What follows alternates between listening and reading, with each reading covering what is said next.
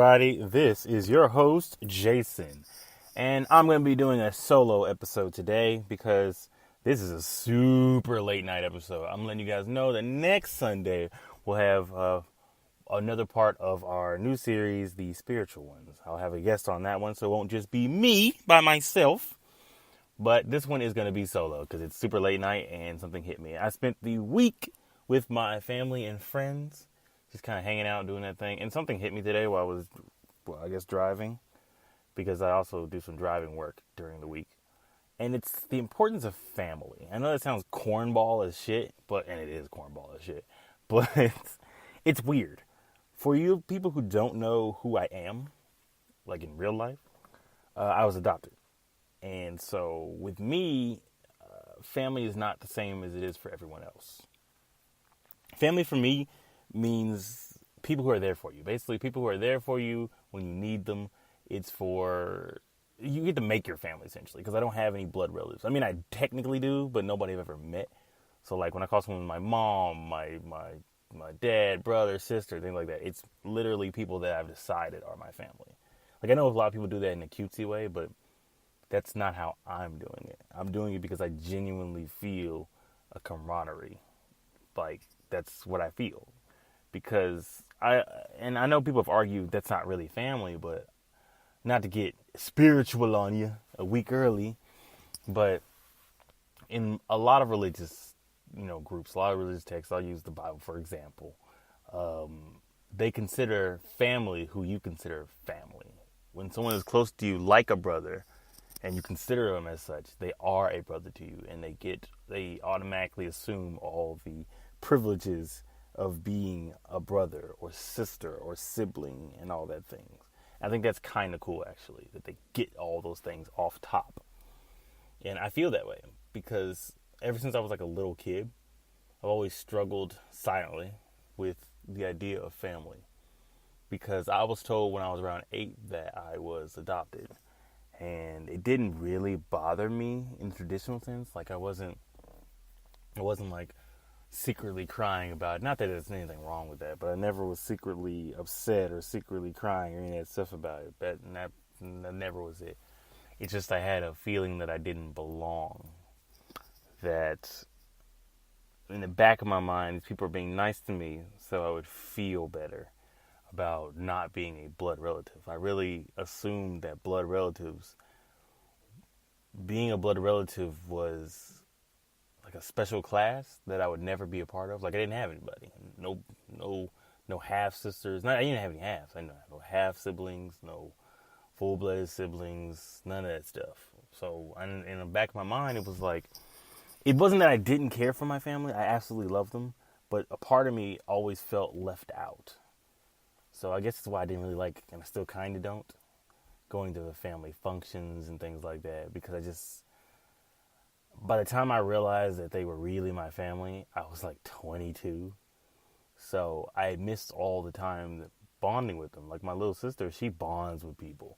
So she has these deep connections. She knows what people like, what people don't like. I'm still trying to figure that out. I'm really honestly just building a bond over the last year and a half with my brother. And one of my brothers, because I already had a bond with my older brother who passed. Like he and I got into comic books and stuff together because he was the first person to try to make me feel at home. He was the first person I considered family, because not for 1 second, not one sentence did he ever make me feel like I wasn't a part of the family. And so I considered him that, whether subconsciously or whatnot. That's how I felt. And then when he passed, I met my now best friend, who's been on the show before, Zena, and her and her family assumed the role of my family. I always remember it was from age 15 to about 18, 19. I was over her house every single day when we got out of high school. Like I got out at 3. I was at this woman's house at 4 o'clock. Sometimes I would beat her home, and I would just be sitting there. As soon as I got my license, I would drive over there. I'd be sitting there, hanging out. And we'd hang out till about 9-ish on the weekdays. On weekends, stayed about midnight. I don't know why my mother let me do that. And we would just sit there. We would always go walk around the neighborhood. We would bond. Her little brother called me brother. It was my first glimpse at what an actual family was like, because with my normal family, growing up again, I had the feeling that they were my family because they had to be, not because they wanted to be. But with this one, they had no obligation to be my family. I was naive. I thought that my first family was obligated to like me, obligated to care about me, not they wanted to. Now, as a man and an adult, I realize that's not true, but, the folly of youth, I sound like I'm rambling because I definitely am, but no, I feel like family is important. And the last 2 years has been a big thing about that. Basically, I thought I knew who I was, and the last 2 years made me rethink who I was, change, adapt, and all those things. Jason, 3 years ago, didn't want kids, didn't want to meet new people, didn't like spending time with people. He wasn't forthcoming with anything that he did and what he said. That's just not something that I did. I was making like a third person. But so much happened. I was going to say I don't know how it happened, but I definitely know how it happened, how things changed. It started with, I had a big wall built up where I only let certain people in. And for those who know me again, I had a situation where I opened up to somebody who stabbed me in the back, essentially. And, heartbreak will change you. Heartbreak tore down all my walls. I opened up to somebody. She had kids. And they treated me like I was their uncle. They didn't know it any different. She would say, Jason's mommy's best friend. You're going to call him Uncle Jason. Well, she called me Felix, not Jason, but nicknames. Because the kids love Felix the cat. So, Felix I am. And yeah, it was great. They were like, "Oh, we love you, Felix," and they would give me hugs and things like that. And it warmed my heart. I started to warm up to kids a little bit, and that was the big start of it, because I became friends a little bit later with somebody else who had a ton of half siblings. Like, I'm not sure if she had a full-blooded sibling. I think they were all halves, if memory serves. But she didn't care about that. She didn't care. She loved them all the same. Like, legitimately all the same. They were her sister, which was such a crazy idea. Because a lot of times when I see people have half siblings, they call them, this is my step, or this is my half. No, they were just, this is my sister, this is my brother. And that idea was crazy to me, because I'm a big classification guy, and they didn't care about all that. They said, if I love you like a full-blooded sibling, you are a full-blooded sibling. They don't do this half stuff. And that blew my mind. They were opening up my mind to different things. Because my heart had been broken, I had been tore down all these barriers, and all these walls and all this crap. I was essentially relearning stuff. It was like a legitimate rebirthing. I was relearning human connection. I was relearning familiar ties. I was relearning all this stuff. And it was, honestly, it was eye-opening, broadening, crazy, wild.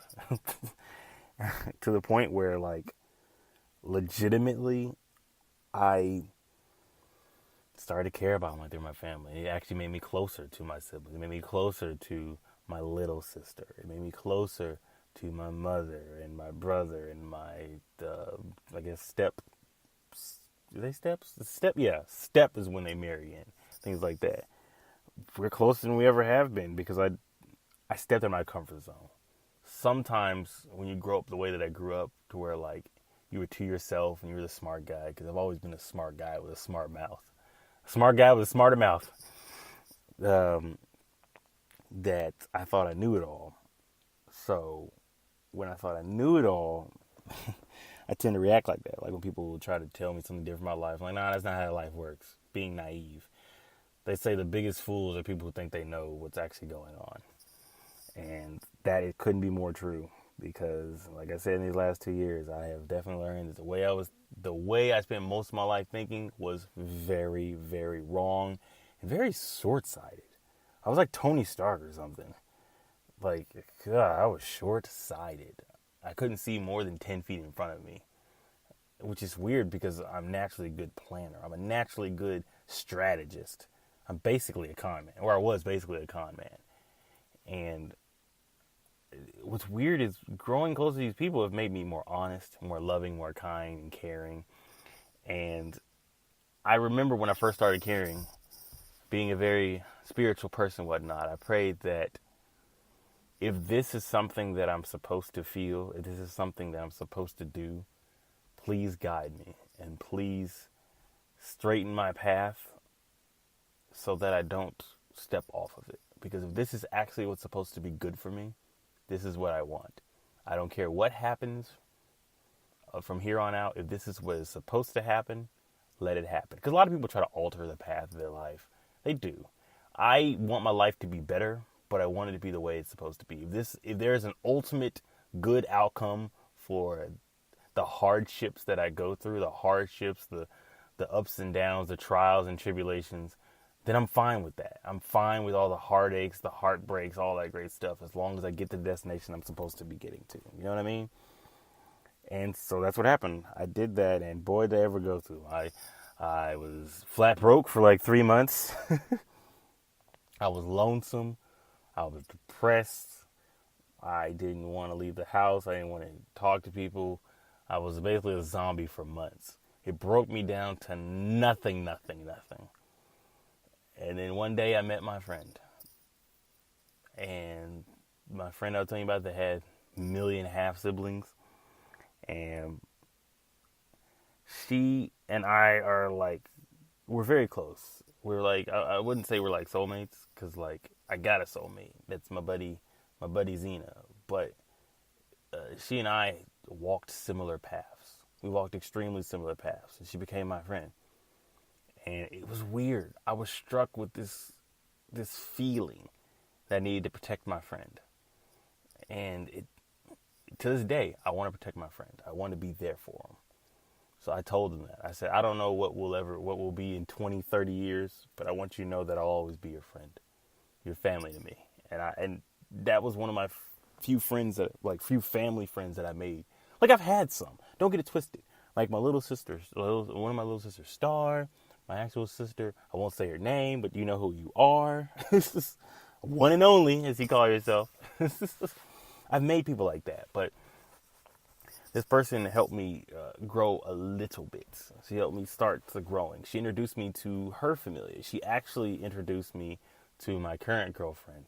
And so that's big ups to her for doing that. And then that introduced me to her family, because let me tell you, my buddy Annie, I'm going to call her Annie, but yeah.